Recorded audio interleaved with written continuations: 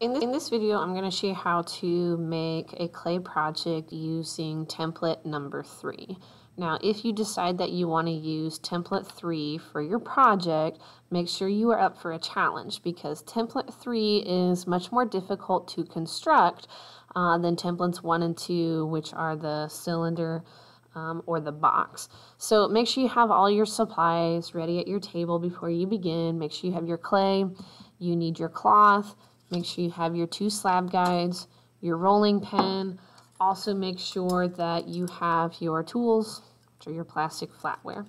Now before beginning, I would recommend that you take your little block of clay and then just kind of flatten it a little bit by squeezing it in your hands. This will make it a little bit easier for you to roll out.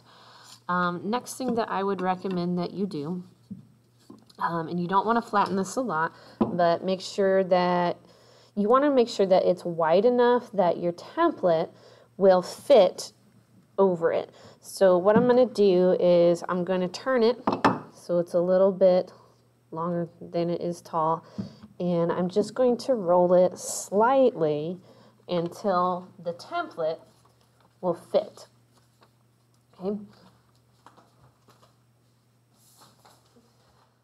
So once I've got my template, make sure your template's already cut out, lay it on top to make sure that will fit. Then you can turn your piece of clay, it's a little bit longer. Put your slab guides on either side. Make sure your rolling pin fits on the slab guides. And now you can roll this so that you have a long piece. So by making sure that the width of it fits the height or the width of your template, and then when you can go to roll it out long, then hopefully you can fit as many of these pieces on as possible. So just lay it down, use your knife, and cut that out. And you will need to kind of roll your clay out, cut it out, and then you'll have to take all your extra, wad it back up into a ball, flatten it, and re-roll it again until you have all of your pieces cut. So I went ahead and cut all of the clay pieces ahead of time just to make the video a little bit shorter for you. So as soon as you have all of your clay pieces cut, don't forget you want to make sure that you have 4 sides in your base. So go ahead and lay your base flat on the table. You want to make sure that you work on your tabletop, not your piece of cloth. The only thing you need the cloth for is to roll your slabs out. Once you have your slabs rolled, move it away because that fabric will dry your clay out. Use your fork and go around and score all 4 sides of the bottom of your base.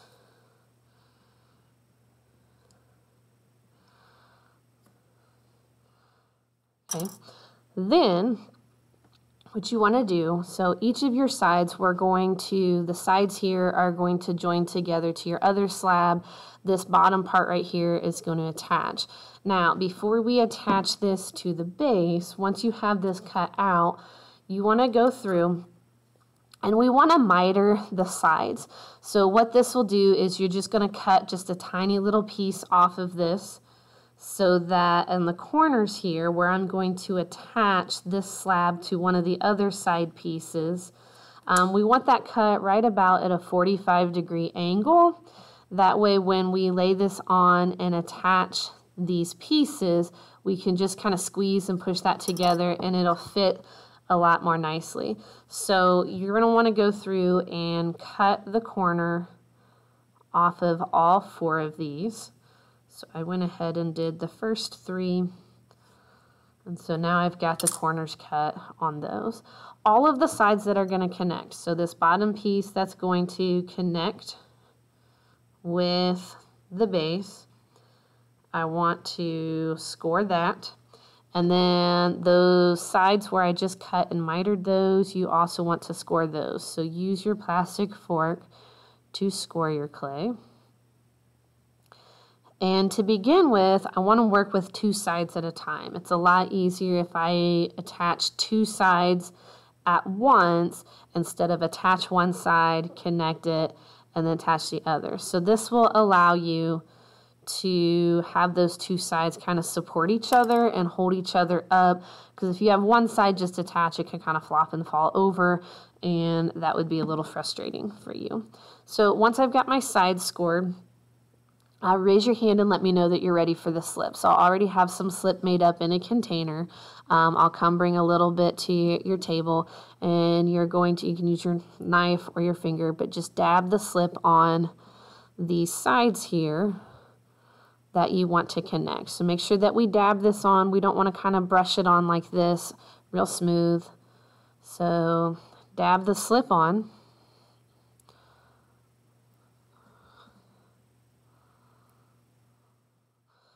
I'm going to dab it on my first piece and my second piece.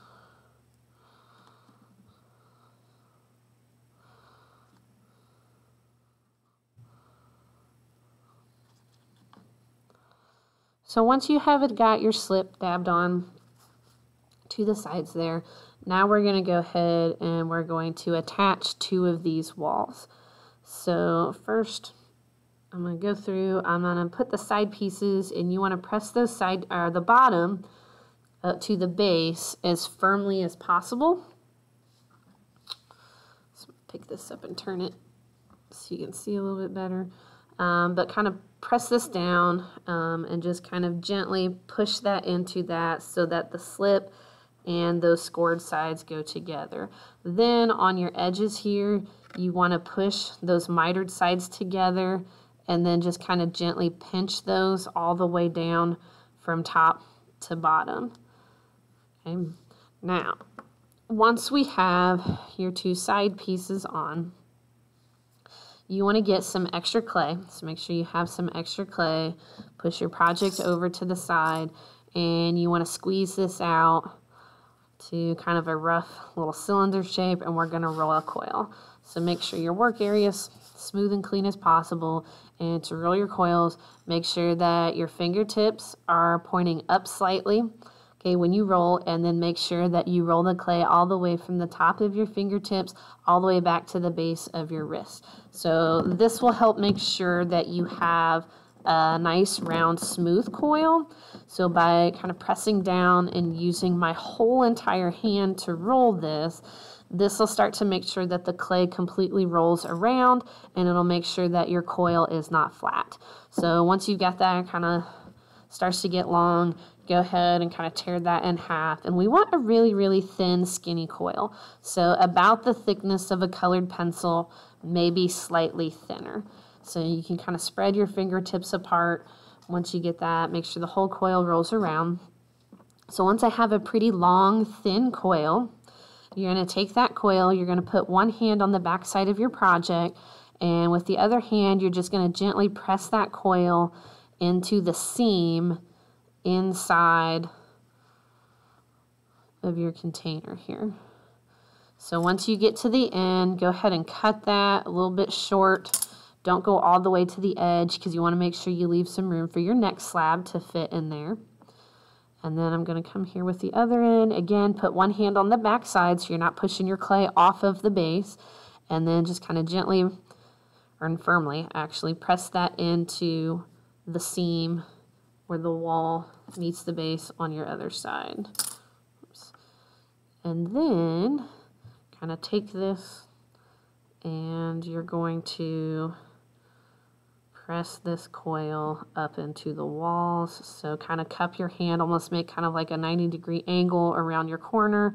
Cup your hand around the corner, and then, you know, somewhat firmly, yet gentle enough that you're not mashing up your project, press that in.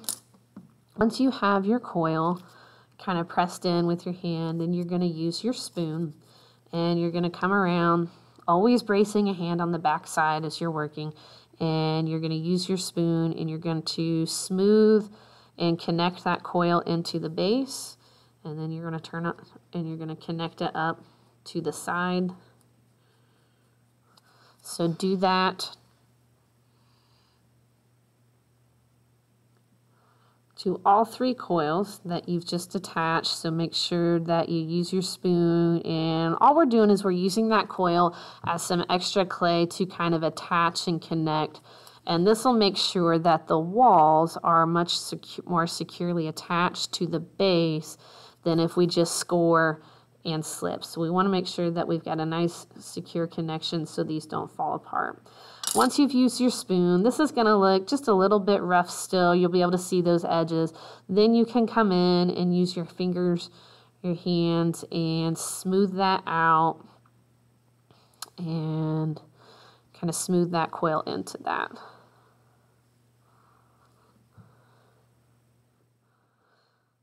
So you're going to repeat the same steps, okay, that I just demonstrated for your remaining 2 sides. Okay, so you're going to take this next side, make sure your sides are already kind of mitered at an angle, score the bottom that attaches to the base, score each side, dab your slip on, press it down rather firmly, okay, and then connect, pinching at your sides. Once you have all 4 sides connected, you've done your coils on the inside seams all across the bottom, all up the top. The next thing that I would do is you're going to flip your entire project over and kind of hold it up. I'll take this off. So once it's all kind of done, then you're going to want to come through, and if you take a look where this base is, you want to go around all of the sides and you want to connect and smooth together the seam on the outside. So either pull that clay up or down. Okay, go around and just kind of smooth that out, make that look nice and smooth and even. And then you also want to do that at your corner. Make sure that the corners pinch together, smooth, and connect that. Okay, and do that all the way around on all 4 sides until you're satisfied with how well this is all connected, put together, and satisfied with how nice and smooth and even everything looks.